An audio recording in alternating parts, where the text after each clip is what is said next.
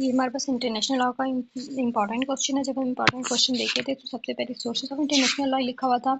ये बहुत इंपॉर्टेंट है। ये 2007 में, 2009 में, 2011 में, 12 में, 13 में, 14 में आया हुआ। उसके बाद 2000 से लेके 2005 तक मुसलसल आया हुआ। ठीक हो गया। उसके बाद हम इसमें देखेंगे क्या, सबसे पहले जब हम कोई भी सवाल लिखते हैं, चाहे जिस मर्जी सब्जेक्ट का जो मर्जी सवाल हो, सबसे पहले हमने उसमें इंट्रोडक्शन बताना होता है कि इसका इंट्रोडक्शन क्या है। ठीक हो गया। उसके बाद हमने उसकी डेफिनेशन 2 से 3 लोगों की, जिसकी भी आपको याद है, आप कम से कम 2 लोगों की ज़रूर लिखें। ठीक हो गया। उसके बाद हमने क्या देखना है, सोर्सेज देखना है, मतलब सोर्सेज काइंड टाइप्स, ये तीनों जी हर सवाल में हमने देखने हैं, किस सवाल में हमने सोर्सेज देखने। फिर हमने काइंड्स टाइप्स ये हमने हर सवाल में लिखने होते हैं। ठीक हो गया। इसके बाद हमने जब डेफिनेशंस लिखी, उसके बाद हम सोर्सेज लिखेंगे। उसके बाद इसकी उसके बाद क्या मीनिंग सोर्सेज का क्या है। उसके बाद हमने इसकी डेफिनेशन देखी कि इस बंदे के हिसाब से इसके क्या मीनिंग है। अब जब हमने सब कुछ देख लिया तो अब हमारे पास क्या है, क्लासिफिकेशन ऑफ सोर्सेज। ठीक हो गया। क्लासिफिकेशन इसकी दो है, एक फॉर्मल और एक मटीरियल सोर्स। ठीक होगा। इनके बाद हम आगे क्या देख रहे हैं, ये हमें बताया कहाँ पे, आर्टिकल 38। ठीक हो गया। Article 38 of statute of the international court of justice. ठीक है। इसमें हमें क्या बताया, हमने उसके बाद आर्टिकल 38 देखना है। उसके बाद उसकी कंडीशंस देखनी है। उसके बाद main source of international law कौन सी है, पहले हमने सोर्स देखते इंटरनेशनल लॉ की हैं कहाँ, क्या क्या। उसके बाद जहाँ से इंटरनेशनल आया है वो कौन कौन सी, एक प्राइमरी और एक सेकेंडरी सोर्स है मेन सोर्सेज में। उसके बाद सब्जेक्ट ऑफ इंटरनेशनल क्या है। उसके बाद हमने इसकी कंडीशंस देखी। ठीक हो गया। अब हम देखते हैं कि हमने इंट्रोडक्शन में क्या देखा। हमने इंट्रोडक्शन में देखा है कि इंटरनेशनल लॉ जो है, ये पहले सबसे पहले हमने इंट्रोडक्शन देखा। इसमें हमने क्या देखा, इंटरनेशनल लॉ क्या, इंटरनेशनल लॉ है बॉडी ऑफ रूल्स। ठीक हो गया। इंटरनेशनल लॉ क्या है, बॉडी ऑफ रूल्स है। ठीक हो गया। उसके बाद जो है बॉडी ऑफ रूल्स है, ये क्या करता है, रेगुलेट करता है relation among between the state. ठीक हो गया। जो अमंग द स्टेट, जो दो मतलब एक स्टेट या और एक स्टेट या, ठीक हो, ये दोनों स्टेट्स हैं, इन दोनों के दरमियान में रिलेशन जो है वो रेगुलेट करेगा। कौन करेगा, इंटरनेशनल लॉ। और ये क्या करेगा, it comprises mainly of the rules recognised by the states in their relation with each others and mostly arise in the international custom and treaties। ठीक हो गया। रूल्स वगैरह जो होंगे ये राइज करेगा, और ज़्यादातर इसने क्या करना है, कस्टम और ट्रीटीज जो हैं। ठीक हो गया। कस्टम और ट्रीटीज हैं वो करेगा। उसके बाद जो है इसका हमें आर्टिकल 38, इसका आर्टिकल कौन सा है, 38। हमें आर्टिकल 38 में बताया गया है the statute of the international justice. ठीक हो गया। हमें 38 में मिलेगा। उसके बाद हमने दो डेफिनेशन, 2 या 3 जितनी भी डेफिनेशन हमें जिसकी भी याद है हमने वो लिख देनी है। ठीक हो गया। उसके बाद हमने सोर्सेज में क्या देखना है, although there is no international legislature. ठीक हो गया। हमें कहीं पे भी इंटरनेशनल लेजिस्लेचर नहीं मिलता, अगर आप देखें है भी नहीं है। And the court to which international community must compulsorily अब submit under article 38 of the statute international court of justice. ठीक हो गया। इस कारण हमारे पास जो है आर्टिकल 38 है। इंटरनेशनल कहाँ मिलेगा हमें, ये इंटरनेशनल कन्वेंशंस, इंटरनेशनल कस्टम्स वगैरह में हमें मिलेगा। उसके बाद मीनिंग जो है, हमने इसके बाद मीनिंग की तरफ आ जाना है। इसका मीनिंग ये है कि but the source of international law we mean the actual material from which the international lawyers sustain the rule application to give the situation। ठीक हो गया। हमने इंटरनेशनल लॉयर जो होंगे वो देखना है कि कहाँ से वो कैसे रूल लाएंगे जो कि एप्लीकेबल होंगे सिचुएशन के हिसाब से। उसके बाद जब हम क्लासिफिकेशन देख रहे हैं, क्लासिफिकेशन हमारे पास दो हैं, एक फॉर्मल क्लासिफिकेशन ऑफ सोर्सेज देखेंगे तो वो हमारे पास दो हैं, formal source of international law और दूसरा material source of international law. ठीक हो गया। पहला फॉर्मल और दूसरा मटेरियल। फॉर्मल में क्या, formal is the source that which are rule of law drives in force and validity. Formal में हमने क्या देखना है, फोर्स एंड वैलिडिटी। फोर्स हो गया पहला, और दूसरा वैलिडिटी। ठीक हो गया। फॉर्मल में हमने फोर्स और वैलिडिटी है। There are no formal source of international law. And one of the main criticism of the international law that it does not have the legislature of its own। ठीक है ना, इसका कोई अपना legislature नहीं है इंटरनेशनल लॉ का। thus law cannot have any sanction। ठीक है, तो इसका कोई sanction नहीं है। ठीक होगा। उसके बाद मटीरियल लॉ, पहला हमने देख लिया कि हमारे पास जो लॉ है, फॉर्मल सोर्स ऑफ लॉ है, हमारे पास रूल्स हैं ये ड्राइव करते हैं लॉ वैलिडिटी के। ठीक हो गया। उसके बाद कोई formal source of international law की नहीं है, लॉ है जो हमारा इसमें क्रिटिसिज्म ये है कि इसका कोई लेजिस्लेचर नहीं है, इसलिए इसमें कोई सैंक्शन नहीं है, ठीक हो गया। उसके बाद हमारे पास मटेरियल सोर्स आ जाते हैं। मटेरियल सोर्स में हम क्या पढ़ेंगे? मटेरियल सोर्स जो इंटरनेशनल लॉ के actual material from which an international lawyer determine the rule applicable to given situation, ठीक हो गया। मटेरियल में वो मटेरियल दिखाएंगे जिसमें से वो रूल आएंगे जो एप्लीकेबल होंगे। इंटरनेशनल लॉयर बताएंगे कि इसके हिसाब से ये चल रहा है कि क्या, मतलब वो जो तरीका होगा एप्लीकेबल होगा, वो मटेरियल लेके आएंगे जिस मटेरियल के हिसाब से होगा। उसके बाद lawyer determine the rule applicable to given situation, ठीक हो गया। हमें ये कहाँ मिलेंगे? आर्टिकल 38 स्टैट्यूट जो है इंटरनेशनल कोर्ट ऑफ जस्टिस का, या enlist such material source international law, ये जो हमारे पास मटेरियल सोर्सेस हमें आर्टिकल 38 में मिलेंगे। और इसके बाद क्या है? There are all kinds of sources in the statute including primary and secondary, ठीक हो गया। हमारे पास इसमें प्राइमरी और सेकेंडरी सोर्स भी इंक्लूड है। पैरा सेकंड ऑफ आर्टिकल 38 जो, ठीक हो गया। आर्टिकल 38 का जो हमारा 38 पैरा स्टैट्यूट, उस पर कौन से English secondary source of international law, ठीक हो गया। पैराग्राफ नंबर 30 पैरा सेकंड है आर्टिकल 38 का, जिसमें हमें स्टैट्यूट वो था इंग्लिश है secondary source of international law के, ठीक हो गया। अब हम देखते हैं आर्टिकल 38 जो है हमारे पास, आर्टिकल 38 जो हमारा स्टैट्यूट है उसमें क्या है? पहले इसमें हमें इंटरनेशनल कन्वेंशन बताया, फिर हमें इंटरनेशनल कस्टम, और उसके बाद हमें जनरल प्रिंसिपल, उसके बाद हमें जुडिशियल डिसीजन बताया गया, ठीक हो गया। पैराग्राफ आर्टिकल 38 में हमें ये बताया गया है। उसके बाद हम क्या देख रहे हैं? इंटरनेशनल कन्वेंशन पहले में बताया गया है। इसमें क्या है? वेदर जनरल और particular establishing rule expressly recognised by the contesting statute, ठीक हो गया। उसके बाद इंटरनेशनल कस्टम में हमें बता रहे हैं कि पैराग्राफ आर्टिकल 38 में हमें ये बताया गया है। उसके बाद हम क्या देख रहे हैं? इंटरनेशनल कन्वेंशन पहले में बताया गया है। इसमें क्या है? वेदर जनरल और particular establishing rule expressly recognised by the contesting statute, ठीक हो गया। उसके बाद इंटरनेशनल कस्टम में हमें बता रहे हैं कि international custom as evidence of a general practice accepted as law. उसके बाद हमें जनरल पॉलिसी के बारे में प्रिंसिपल्स के बारे में बता रहे हैं। The general principle of law recognised by civilised nations. उसके बाद हमें जुडिशियल डिसीजंस के बारे में बता रहे हैं। Judicial decisions and teachings of the most highly qualified publicity of the various nations as subsidiary means for the determination of rules, ठीक हो गया। इसमें हमें 4 बातें बताई हैं, एक इंटरनेशनल कन्वेंशन, उसके बाद इंटरनेशनल कस्टम, जनरल प्रिंसिपल और जुडिशियल डिसीजन, ठीक हो गया। ये चारों हमने इसमें पढ़ने। उसके बाद हमें इसकी कंडीशन दे रहे हैं। कंडीशन में हमें क्या बता रहे हैं? हमें बताया गया है कि जो प्रोविजन है वो प्रिजुडाइज नहीं करेंगी पावर को, और कोर्ट पे डिसाइड केस जो केस एक्सिक्यूटर एट बानो, फिर क्या? If the parties agree thereto, अगर पार्टीज उन पे रजामंद हैं। उसके बाद मेन सोर्सेज आ जाता है। ये हमारे पास कंडीशन थी इसकी। उसके बाद हमारे पास सोर्सेज के मेन सोर्सेज जाती हैं। एक हमारे पास प्राइमरी सोर्स है, दूसरे हमारे पास सेकेंडरी सोर्स है। प्राइमरी सोर्स हमारे में क्या? इंटरनेशनल कस्टम है। हाँ, प्राइमरी सोर्स हमारे पास सबसे पहले इंटरनेशनल कस्टम है। इंटरनेशनल कस्टम कौन से होते हैं? इसेंशियल इंटरनेशनल कस्टम हमें आर्टिकल नंबर 38 में बताए गए हैं।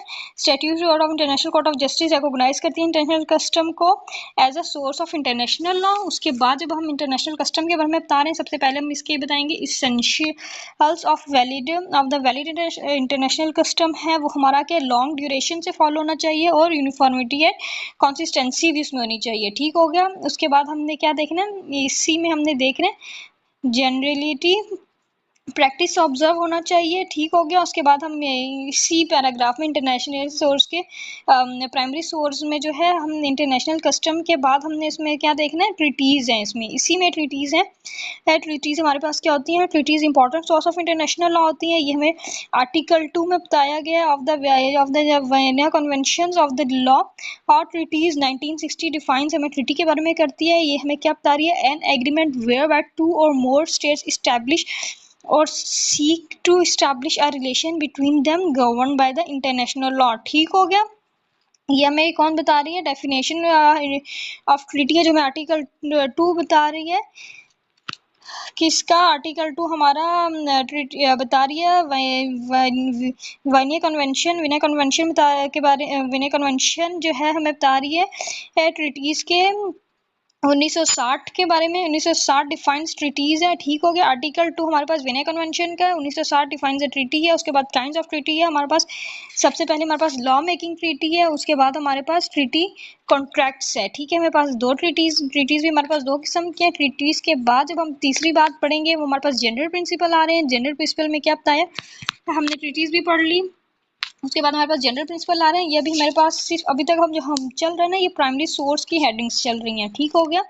हाँ, जनरल प्रिंसिपल में क्या है, general principle of the law recognised by the civilized state is also an important source of the international law. General principle of the law, those rules which have been recognized by almost all the states, ठीक हो गया। ये हम मतलब ये तकरीबन तमाम state इसको रिकॉग्नाइज कर रही होंगी किसको, जनरल लॉ को, ठीक हो गया। और मतलब अभी हमने जो प्राइमरी सोर्स पढ़ी, सबसे पहले हमने इसमें पढ़ी इंटरनेशनल कस्टम पढ़ी, इंटरनेशनल कस्टम के बाद हमने इसके इसेंशियल्स पढ़े, उसके बाद हमने ट्रीटी पढ़ी। ट्रीटी में हमने क्या देखा, ट्रीटीज देखी। ट्रीटीज में पहले हमने ट्रीटी का मतलब देखा, फिर हमने उसको डिफाइन किया, फिर हमने काइंड्स ऑफ ट्रीटी देखी। ट्रीटी की दो काइंड्स हैं, एक लॉ मेकिंग ट्रीटी और एक ट्रीटी कॉन्ट्रैक्ट्स है। उसके बाद हमने जनरल प्रिंसिपल देखा। जनरल प्रिंसिपल क्या है, जनरल प्रिंसिपल लॉ रिकॉग्नाइज किससे, सिविलाइज्ड स्टेट से, जो कि important source of international law है। और जनरल प्रिंसिपल ऑफ लॉ क्या है, दो वो रूल हैं जो कि तकरीबन तमाम स्टेट रिकॉग्नाइज करती हैं, ठीक हो गया। उसके बाद हमने इसमें क्या देखना है, जुडिशियल डिसीजन। ये इसका अगला पार्ट, इसकी अगली हेडिंग हमारे पास क्या आ जाएगी, जुडिशियल डिसीजंस। जुडिशियल क्या है हमारे पास, jurist work from the evidences of the international law, ठीक हो। Yet it assumes important when there are no established custom और ट्रीटीज, ठीक हो गया। ये इंपॉर्टेंट है जिनका when there are no establish, कब थे, जब भी कोई इस्टेब्लिश नहीं थी कस्टम और ट्रीटीज की, ठीक हो गया। कि हमारे पास पूरी लाइन एक बार दोबारा सुन लें, क्या है, jurist work forms the evidence, ठीक हो गया। कहाँ से क्या था, forms the evidence of international law. उसके बाद yet it assumes important, yet it assumes important, ठीक हो गया। When there are no established custom और ट्रीटीज, ठीक हो गया। हमने इधर तक पढ़ लिया है, हमारे पास जुडिशियल डिसीजन भी आ गया। अब उसके बाद हमने क्या पढ़ना है, decisions of the determination of the organs of the international institute. इसमें क्या है, इसमें हमारे पास है डिसीजन जो ऑन क्वेश्चंस ऑफ जुरिडिक्शन जो होते हैं एक ऑर्गन है इंटरनेशनल इंस्टीट्यूट के इंस्टीट्यूट्स, और may have a law making effect भी हो सकते हैं। और sometimes organs of the international institutes are authorized to give binding determination concerning the interpretation of their constitute instruments, ठीक हो गया। उसके बाद हमने स्टेट पेपर देखना है। स्टेट पेपर में हमें क्या बताया, स्टेट पेपर में हम बताया गया है, state paper other than the treaties are also source of international law, ठीक हो गया। ट्रीटीज के अलावा हमारे पास जो स्टेट पेपर है ये भी important source of international law। उसके बाद the archive of the foreign affairs department of every country contains a mass valuable experts opinion which are useful for international law, ठीक हो गया। हमारा स्टेट पेपर ये था। उसके बाद पहले हमारा प्राइमरी सोर्स में इतनी ही हेडिंग्स थी। कौन कौन सी हमारी प्राइमरी सोर्स की हेडिंग थी, पहले हमारे पास इंटरनेशनल कस्टम है, दूसरी हमारे पास ट्रीटीज हैं, और तीसरी हमारे पास जनरल प्रिंसिपल्स हैं। जनरल प्रिंसिपल्स के बाद हमारे पास ये जनरल प्रिंसिपल हैं, तीन हो गए ना।